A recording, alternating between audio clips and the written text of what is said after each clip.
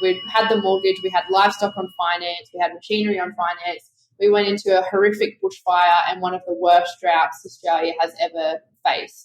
We're dealing with live animals and every single animal is different. So working through things like yield and costings and variabilities in the product, we are supporting like hundreds and hundreds of farmers, which is like the main driver for me and for Dave, like to see the impact that we're actually having. Welcome to Add to Cart, Australia's leading e-commerce podcast that express delivers all you need to know in the fast-moving world of online retail. Every week, Nathan Bush from eSuite and an e-commerce industry expert will share the news, research and insights that you need to know to keep you at the top of your game. And of course, keep your customers adding to cart.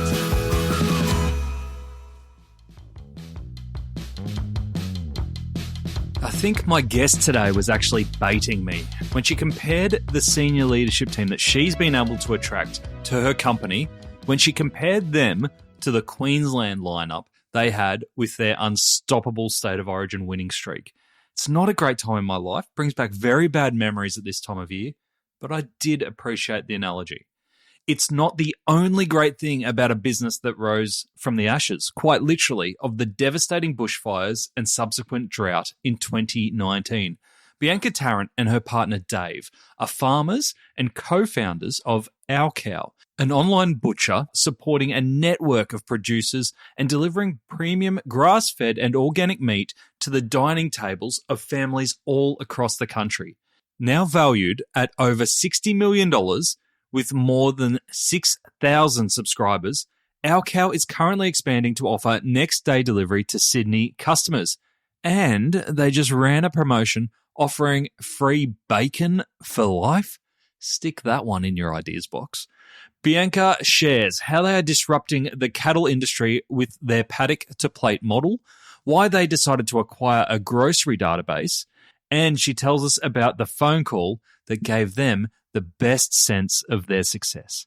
Now, before we get into today's episode, if you are early on your e-commerce journey or you want to upskill your team in e-commerce, the eSuite e-commerce accelerator is now open for enrollment. Over 10 weeks, we will cover all foundations of e-commerce, from marketing to tech to customer to finance to supply chain and more. And it all ends with you pitching a new solution for a real retailer. Spots are limited to 50 students. To secure your spot, head on over to esuitetalent.com.au. All right, there is no time for sitting around when it comes to farm work. Let's get into it. Thanks to our partners, Shopify Plus and Packleo, here's our conversation with Bianca Tarrant, co-founder of Our Cow. Bianca, welcome to Add to Cart. Thank you. Thanks for having me. I'm really excited to be here. Same. I'm excited to dive into this chat. I didn't actually know about you guys, but when it came across my desk, I was like, oh, this is such a fascinating business. And I can't wait to dive into it with you. But I can't get past, before we dive into what you guys do, you have one of the best header selling propositions I've ever seen. And it may have disappeared from the website now, but when I was researching, it said, get free bacon for life when you join. What is that about? Yeah, so we just had a promotion finish up yesterday, actually, where if you joined our meat subscription club, you would get free bacon for the life of your subscription. So half a kilo for free in every box for as long as you're a member. It's pretty cool. Holy moly, do you have many people take you up on that? Yeah, we had heaps. It's always a really good campaign for us. We love that campaign. Free bacon, I can imagine that's a popular one. So tell us the story of Our Cow. So I can see that you are now selling around $20 million online every year from my research. What was the starting point for developing an online meat business that's now doing such huge numbers? Yeah, well, it wasn't with that goal in mind by any means. We started in 2019. Dave and I started the business. We're actually cattle farmers, and we were selling our livestock. And as a farmer, it's really difficult to know what price you're going to get for your livestock. You're just basically selling a commodity. You're susceptible to a fluctuating market. You never really know what the end goal is. So we just wanted to be able to, one, like bring some stability and sustainability to our farming operation, and two, like just connect people to where their food comes from and give people a way, especially in the city, to feel like they can support farmers every day through their food choices. So that was kind of the idea behind starting the business, because we knew that the meat prices don't fluctuate anywhere near as much as like the livestock prices do or the commodity prices of livestock do. So by selling our meat, we could guarantee ourselves a price, we could bring some consistency, and we knew like how much input costs we could put into the business and into our farming operation, I guess. So yeah, it certainly wasn't started with the idea of creating like the big monster of a business that it is now. It was just to, start off selling our own meat off our own farm. But we knew by starting what we had that there'd be lots of other farmers in the same boat as us that would be looking for consistency, stability, a new market as well, because it's not very often as a farmer you actually know where your livestock ends up. Like you normally just sell it through the sow yards or sell to a feedlot, or it gets exported, and that's sort of the end of it. Like basically when the animal leaves your property, you never hear about it again. But with the business that we've built and the community that we've built, like us and all of our farmers know that there's a family in Sydney or Brisbane or Melbourne sitting down and actually enjoying that piece of meat that they've produced off their farm, which is really cool. Like, the business has just evolved over the last couple of years, and to see the actual impact that we're now having on the agricultural industry is like really amazing. So cool. Did you come from a family of farmers, or are you kind of first generation farmers?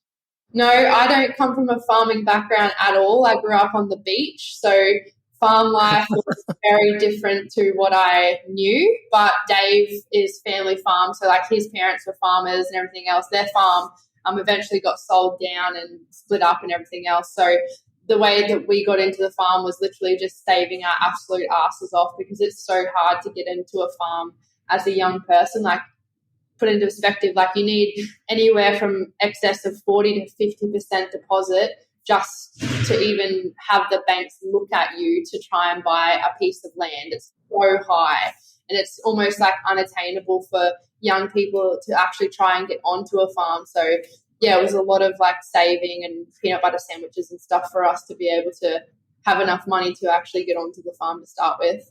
Why is it so hard? Do banks see it as a risky venture? Yeah, super risky, like because of the size of the property. Like anything more than 100 acres is like really rural, and it's hard for the banks to sort of resell that. So yeah, they see it as risky to actually take that on board. And what were you and Dave doing to earn a crust to save that money?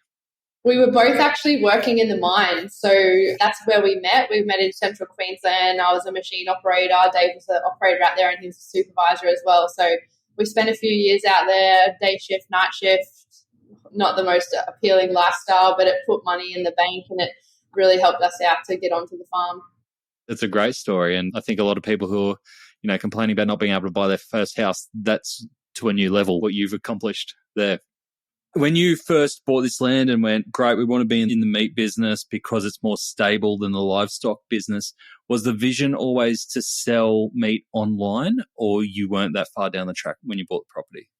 No, so we bought the property, and probably for the first 2 years we were like just selling our weaners. We were just trading on the market. Like, we were happy with what we were doing. But in 2018, we had a series of bushfires come through our farm, and it also was the start of the drought. So, not only had we absolutely mortgaged ourselves to the hilt for the farm, when you go onto a farm, you need livestock, you need tractors, you need machinery. Like, we go further and further in debt to be able to make money out of what you've just invested in. So we had the mortgage, we had livestock on finance, we had machinery on finance. We went into a horrific bushfire and one of the worst droughts Australia has ever faced. And when that happens in the livestock industry, the cattle prices just absolutely go through the floor. So they're worth nothing. So we were selling these livestock that we had financed at the top of the market in a down market. So it's very similar to like trading on the stock market, like you buy and you sell and things like that. So, we sold the livestock at a loss, and that's sort of where the idea come about as well. Like, we couldn't afford to keep doing that. We couldn't afford to keep selling what we were producing at a loss. But if it wasn't for, the bushfires and the drought and everything that we'd faced, we probably would never have been put in that situation to think outside the box. So I guess from every hard situation, there is something good that comes out of it. Ever scrolled through an e-commerce packaging website for fun? Nah, me neither. Until today. Packleo is putting the joy into the packaging game. So let's play a game. I'll tell you the name of the Paclio product, and you have to try and guess what kind of product they are. Fairy floss, compostable mailer, queen bee, honeycomb padded mailer. Here we go. Gummy shark, water activated tape. Now, if my jaded self thinks that this packaging is fun, imagine what your customers will think. Paclio is also eco-friendly, Australian-owned and operated, with same-day dispatch and 14-day returns. Now that's pure joy for everyone. Check out the Paclio range of e-commerce packaging options at paclio.com. That's Paclio, P-A-C-K-L-E-O, paclio.com. What was the light bulb moment that you went, actually, let's get this online? Yeah, we'd had a look at a couple bricks and mortar style butcher shops, and, we sort of thought about it, and I guess you sort of, as a bricks and mortar store, you're always kind of bound to the foot traffic that you get in. So that's sort of where the idea came about, was going online. I secretly love social media. So I, spend a lot of time on there. I love what we could do and just the ability to reach so many people. And I guess the other thing that I seen during the drought, especially, and the bushfires, was the amount of support there was for farmers. Everywhere from all across the world, people were donating because they wanted to be able to help wherever they could and to support farmers and to, donate to aid and things like that. And it just made me think, why does the support stop when the drought breaks or the floods subside or the bushfires go out? Why can't there be a consistent support mechanism for farmers every day? Because that's just it's just our nature as Aussies. We want to be able to help our mate or help the neighbours or, help out wherever we can. We're just a really giving kind of community and country, I guess. But what I found was the only time farmers ever got recognised in the media or got mentioned in the media was when it was some sort of catastrophe. So I really wanted to give people a way to support farmers every day through their food choices. And did the customer that you attracted at the start, is it the same customer that you've got today, or has it evolved and changed over time? Yeah, well, at the start it was really funny. I couldn't work out why all these farmers were following us. They were farmers and they were different farming properties. And I'm why would a farmer want to buy from another farmer when they've already got their own beef? So I didn't realize that all of our marketing, I didn't even really know what I was doing back then, but the marketing, I guess you'd call it, was being targeted to farmers.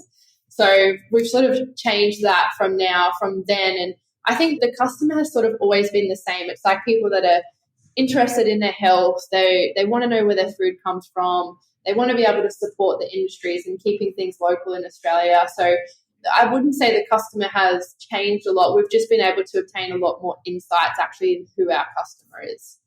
And who would you say that customer is? Yeah, well, we sort of have two different customers. We have healthy families. So, they might have young kids or mum and dad type thing, and they're looking after their health. They want to feed their family really good quality food. They don't mind spending a little bit extra on food and on looking after themselves. So that's sort of one demographic. And the other demographic is a lot of empty nesters, which is interesting. Maybe their kids have left home or they're on their own or they're semi-retired, and maybe they've had some sort of tie to a farm back when they were younger, or it's part of their history or something. They just feel this connection to farmers and wanting to be able to feel taste meat like they used to when they were kids, or the butcher shop down the road when I was a kid used to have meat like this. So it's just that real emotional connection to those guys. From a marketing perspective, does that make it easier or harder when you're trying to get new products, new messages out there, to know whether to go at it from an emotional kind of support farmers angle or to go from a value proposition perspective?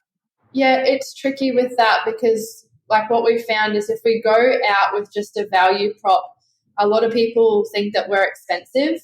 And I think not all of our products are expensive. If you look at our prices, we're very much on par with a good quality butcher shop, the supermarkets, high-end range. We're really on par with that. But I think it's this subconscious thing where people think, oh, subscription, I need to cut my costs, so I'll cut my subscriptions. So it's a funny balance in regards to that. And we have always led with our story. We've always led with mine and Dave's story of where the business has come from, how it started, what it means. and I guess our value and our mission, because that's what drives us. It's not the fact that, yes, we're selling meat and that's nice, but what we're also doing is we are supporting like hundreds and hundreds of farmers, which is like the main driver for me and for Dave, like to see the impact that we're actually having. Like I know we say we support lots of farmers, but like the stories that I hear and my farming friends that I work with that supply our business, it's really emotional, like to hear what they've gone through and how much their lives have actually changed since our business has really come to fruition. Is there one story from a farmer that sticks out for you in terms of how your business model has helped them reach new audiences and generate new revenue?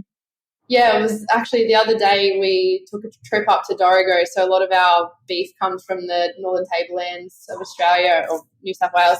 You know, we went out there, we met with some of our farmers and they were saying they took us around all their properties. When we first met the guys, they had about 80 head, like they were farming about 80 head. Both Steve and Michelle, like they were working off farm. Steve was a contract tractor driver. He was working flat out like day and night to try and pay the bills. They were just doing whatever they could to like work off farm to support what was going on farm. And we went there. This was about 3 years they've been working with us now. They now have like over 250 breeding cows that they are farming. Steve hardly works off farm. Like he's like nearly 100% on farm. They've got like a really bright future for their kids coming onto the farm. And the most rewarding thing I think happened the other day is one of their kids, Hugh, he's about 13 and he works off, like he, after school he goes and cuts firewood and he chops wood and he mows grass and all sorts of stuff. And he sent us he rang Dave and was like, hey Dave, I've just bought my first 2 cows and I can't wait to be an our cow farmer. And I was like, wow, man, that's so cool that that's what he's spending his money on, is so that he can have a future on the farm as well. That's amazing. I love that story. So how does it work with your farmers? So you're obviously based in Casino and you've still got your farm, right, that supplies product. Then do you have partnerships with farmers all over the country? Do they ship their meat into you to then send out to customers, or do they send directly to customers? We've got a processing facility in Casino, so the farmers, depending on where they're located, will send the animals to the closest abattoir to them, and then we bring the carcasses back down here, and we employ about 50 people in Casino, and we've got like butchers, meat packers, pick and pack staff, labourers, all that sort of stuff, and we like cut all the products up, we package everything, so there's 2 steaks in a packet, we'll box it all up, and then we distribute all across Australia. Wow. From a community or a town perspective in Casino, has it changed anything that you've seen around even the spirit of farmers creating those opportunities and that kind of industry within the town? Yeah, it's just something that's talked a lot about because it's so different to what's been done. Like selling livestock in Australia has been the same forever. Like it's never changed. So what we've created is something that's just so different and so unique to the livestock industry. Like we're actually connecting people to the people that are producing their food. Like we're giving farmers an avenue to sell directly to consumers, and it's something that like every farmer has always thought about. Like, oh, I want to do the paddock to plate thing and I want to deliver my own beef and my own lamb. But, you know, like the logistics, the marketing, the packaging, the processing, all of those things that go to doing that, it's really hard. And it's like it takes a lot to work out. And most farmers are like, you think of a farmer and they're like 60-year-old male, they're not really super tech savvy or logistics. They haven't figured out all that stuff. So it's much easier for them just to do what they do best, which is farm, and let us handle everything else. Like we've managed to work all this out after, 3 years of blood, sweat and tears. We've worked it out, and it's easy for them just to send us the livestock. We've given them an avenue. We still, credit to the farmers and we still tell their story. But yeah, it's just a different way for people to do it, I guess, and it's something new to the industry. So there's a lot of talk and a lot of chatter about it. Amazing. And from your product perspective, you can order online as a one-off order, or you can order as subscriptions. Obviously, you want to push people towards the subscription model if you can. Where are you kind of sitting at the moment in terms of one-off versus subscriptions? Yeah, most of our orders are subscription. So like majority of people do buy on a subscription with us. You might get the odd person that'll like try it before they buy. But, I think it's over 80% of people come back and join a subscription. And we have a really good retention rate too. And I think that's just like credit to our value proposition that we have. Like, not just the product. Yes, the product is very good, and it's the convenience and the quality and I guess the emotional connection to what they're actually buying. From that retention perspective, do you do anything special in terms of how you package it up, how you tell a story that you think is your secret sauce to getting people coming back? It's like if they did that one-off order, great, they have a fantastic meal, the quality's really good. Is there anything else that you do above and beyond the product itself to get people to come back and subscribe? Yeah, I think the one thing that really sets us apart from everyone else is the ability that we actually have the farmer's name on every single packet that goes out. So if you get a T-bone or a rump steak, it's going to have that farmer's name listed on the bottom of the packet. So you can tell exactly where that product has come from. You can jump on our website, have a look at some of their videos or on our social media and get a little bit more information about that farmer. That's very cool. I love that. So you've created this process and this scalable model from scratch and brought a lot of farmers on the journey. I can imagine that it's not an easy one from an e-commerce perspective because you've got a perishable product, you've got multiple suppliers and inputs that aren't in the e-commerce infrastructure, and, no one's really done it well before. What was the most difficult part for you when yourself and Dave were setting up this e-commerce model?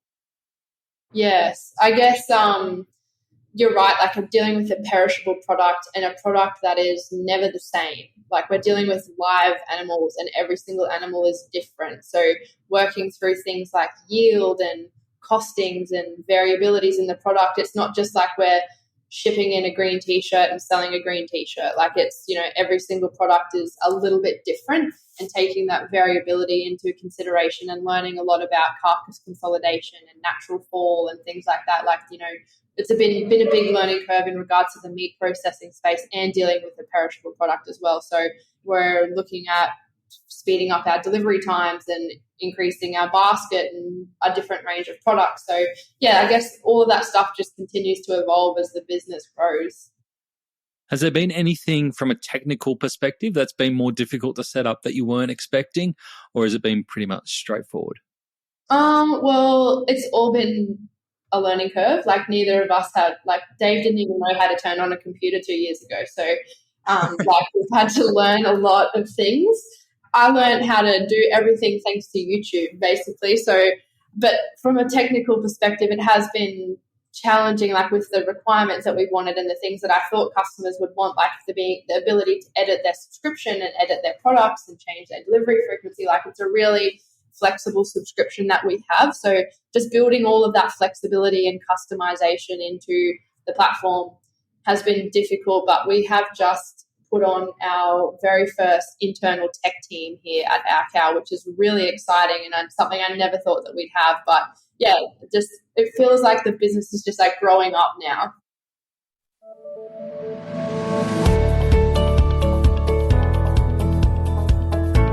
"2023 might be the year that you have to unravel everything that you know about loyalty." New global research from Shopify showed that Australian customers are highly likely to switch brands in order to save money. And here we were thinking loyalty points will keep us together forever. While the battle for customers' hearts will be driven by pricing in 2023, they will not sacrifice customer service in the process. 2023 might be back to basic retail, but it doesn't mean that the opportunity is any less. Treat them lean and keep them keen, I say. To view more resources to help with your 2023 planning and see how Shopify can take your e-commerce business to the next level, visit shopify.com/au today. Are you building everything custom or are you taking things off the shelf? No, everything's custom. Yeah. Okay. And that's just because you are so unique from the subscription model, but also product perspective. Yeah, we're like a very unique offering over here. You mentioned marketing before and your love of social media. What channel has been best for you to acquire your new customers? Probably Facebook has been really good for us, Facebook and Instagram. And I think it's just the community that we've built from the start. Like, for some reason, people just liked to follow us and they liked to see what we were doing. And we've always been really transparent in our journey and transparent in what we share and what we do, and never taking for granted, I guess, the life that we get to live being farmers and being on the land. Like, it's so different to a lot of our city friends and customers and counterparts, I guess. Like, you know, we probably don't think much of it, but like being in a tractor out in a paddock all day is pretty different to someone that's living in a high-rise building. So, you know, just sharing that and sharing our different lives, because at the end of the day, like, we all still go through the same things. We still have the same struggles of getting kids ready for school and what we're going to cook for dinner and all that sort of stuff. We're just doing it from two different parts of the country. So just showing people how we live and what we do and what goes into actually producing food. When it comes to taking that content and showcasing that lifestyle and creating a connection with people who want to support farmers, has it been difficult in taking that community approach to social and then turning it into sales, or do you find that it flows pretty naturally? I think that it flows pretty naturally because we've never really tried to like put the hard sell onto our community either. Like, we've built community, and yeah, like I said, we sell meat as well. But at the end of the day, like, we've built a community of farmers, a community of customers, a community of staff, like, and it just feels like that's what it is at the end of the day. And we all share an interest together, which is like eating really good quality food. Yeah. So I read recently that you acquired Volley's database. If you haven't heard about Volley, Volley is the on-demand food delivery or grocery delivery that shut down. And I heard that Our Cow acquired that database when it closed down. Can you describe to us the decision around that and how you are going to use that database? Yeah, we heard the news at the end of last year that Volley was closing up, and we'd really liked what they'd done with the business. We'd liked the way that they'd looked after their customers and what their vision was and their mission, I guess. So we wanted to take the opportunity to continue to look after their customers and to introduce them to Our Cow and, yeah, really showcase what we had.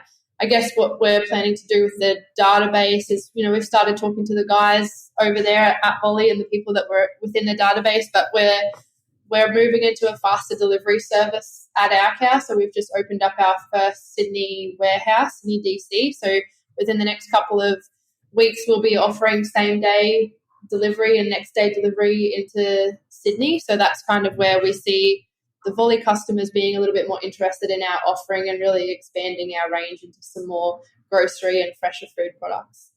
Yeah, that's really interesting. We had Blake from flipper.com on a few weeks ago, and he shared how, you know, he sees a lot of businesses growing not from trying to pursue a lot of paid social ROI, but from actually acquiring databases and businesses who have strategic alignment and being able to grow.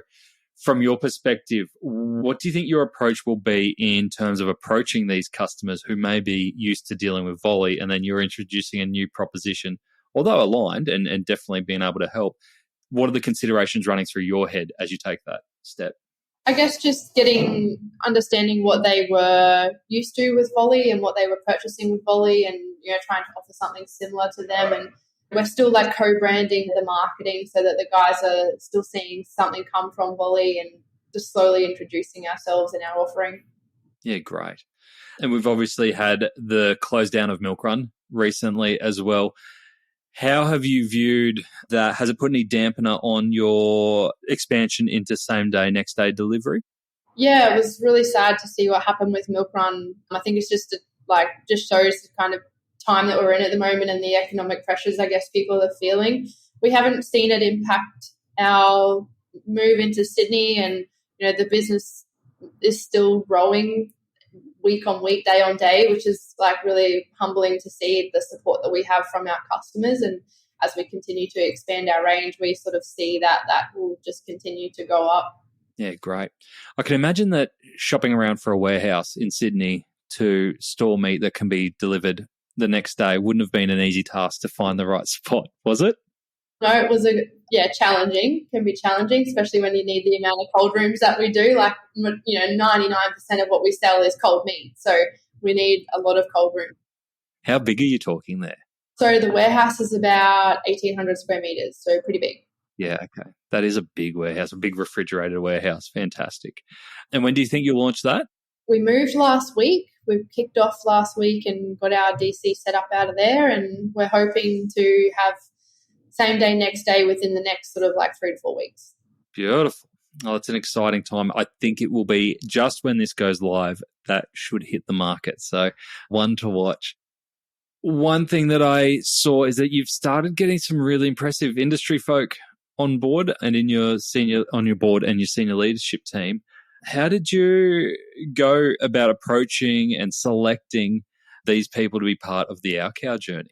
Yeah, it's really funny. These people just seem to come into our lives, and I don't really know how. Like, it's happened to us for years. We've had people turn up at our door or turn up at our factory that, you know, have just absolutely blown us away, and we have no idea how they've heard about us, but they have.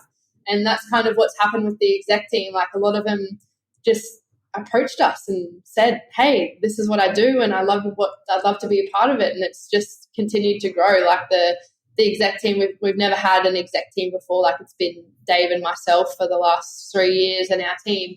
So it's really nice to bring a group of leaders to the business with us that can help push us and drive us and really help us get closer to the goal that we want to achieve. So I'm really, really proud of the exec team that we have in place. And like, you couldn't buy the team. It really feels like, you know, we've got this A-star team working for us. Like, you know, those couple of State of Origins where Queensland won every year. It was like Cooper Cronk and Kevin Smith and Billy Slater. Like, that's kind of what it feels like our executive team is. As a Blue, I remember that all too well. Yeah, I'm a Blue too. Yeah. Can you give us a little bit of a preview or a couple of names and experiences there of people that you've come across in your journey?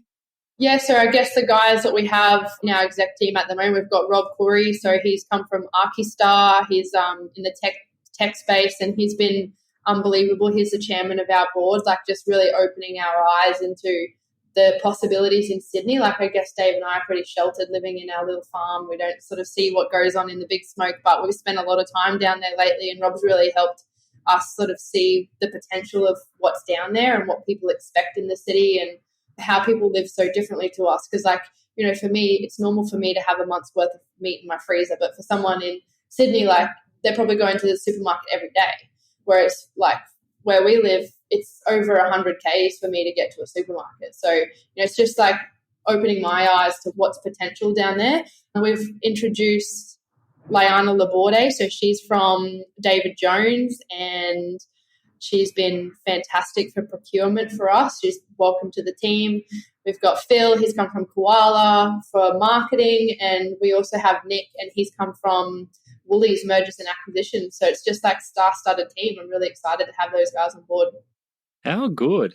And then obviously you and Dave seem like really mission-orientated, hardworking, driven, but also, you know, have an appetite for risk given what you set up and what you bought into.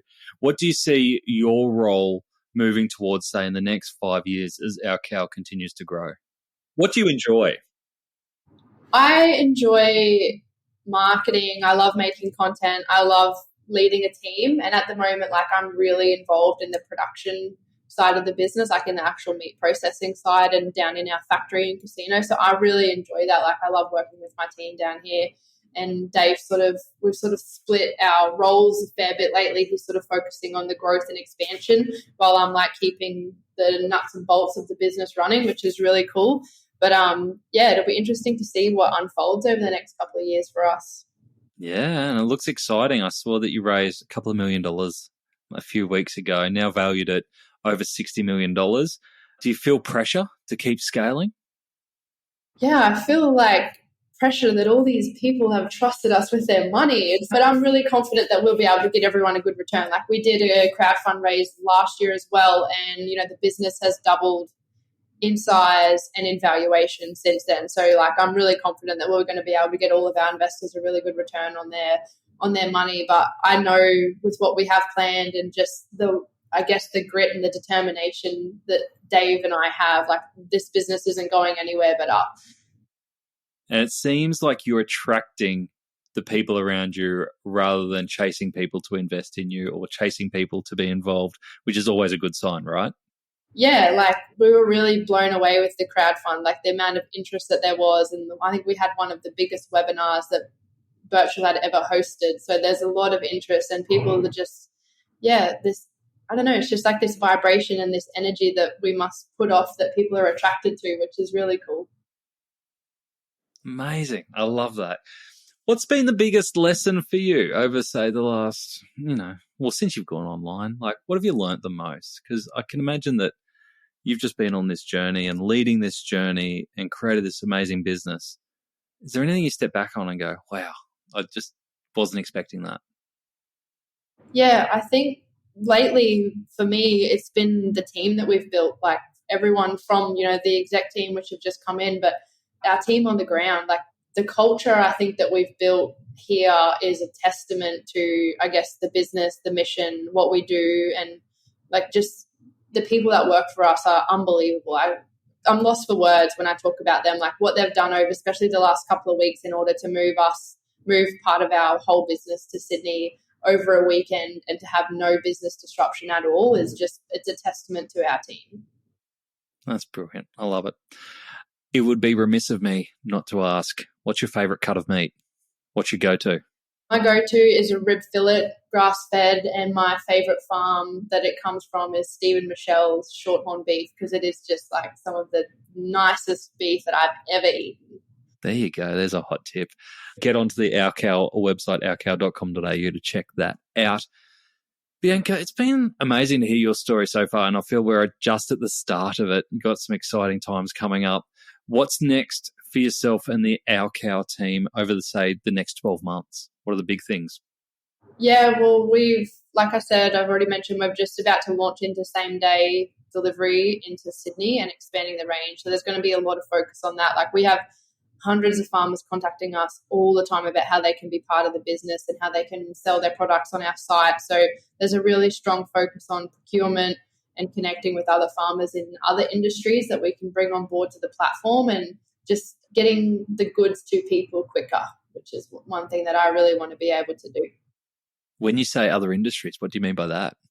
Dairy, veggies, like just all of the day-to-day products that we consume. So milk, butter, cheese, eggs, veggies, fruit. It's exciting. Very exciting. Oh, how good. So, Bianca, if people have heard this, want to get in touch either to order, or if you're a farmer looking to partner, what's the best way to get in touch? Yeah, to order would be our website, ourcow.com.au. You can have a look at all of our range over there. Like I said, we do beef, pork, lamb, chicken. We make all of our own bacon, which is unbelievable, and the new range that we're just about to bring in.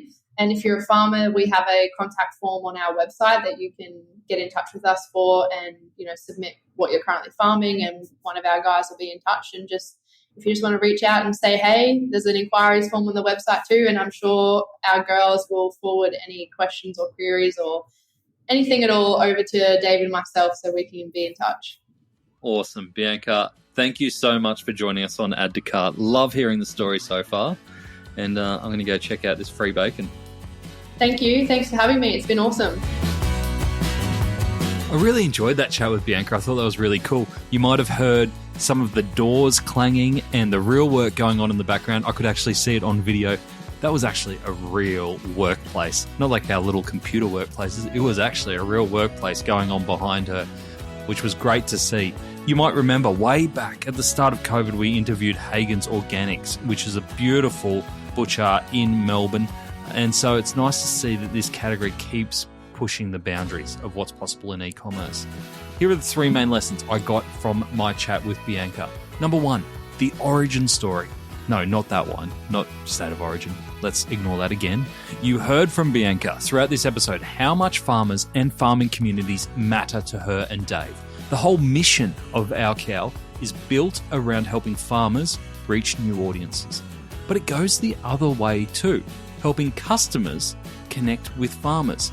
I love how each OurCow product references who raised it and where it was raised. It speaks directly to the OurCow mission and, conveniently, justifies a higher price by connecting the customer to the source and creating that beautiful emotional connection. And you don't need livestock to connect customers to the source. Everything comes from somewhere, right? Number two, acquiring databases of customers. Despite Bianca's love of Facebook and social media, she hasn't put all their customer acquisition strategies in that boat. The story of how they acquired and onboarded the Volley database is a fascinating one, and it goes to show what can happen when you look at customer acquisition as a total investment rather than a series of CACs on the poker machines. Number 3, experienced farmhands. Our Cow now has some really heavy hitters on their advisory, and as you heard from Bianca, they were attracted to Our Cow rather than the other way around. It was nice to hear the experience and the insights, rather than just the money, that these advisors have brought to the team to help them pursue growth. It's a good lesson in identifying the blind spots that you have in your business and then aiming big to bring that experience in. To get the highlights of today's episode, head on over to addtocart.com.au and sign up for our free newsletter. Each Tuesday, we will send Monday's episode summary, links, and discount codes for you to go next level on. And if you're looking to explore your next e-commerce opportunity, come and visit us at eSuite. We're a dedicated e-commerce talent agency connecting the best e-commerce talent with the fastest growing brands in Australia. Head on over to eSuitetalent.com.au where you can download the free e-commerce salary guide and sign up to our weekly e-commerce job emails. Thanks for listening, and until next time, keep those customers adding to cart.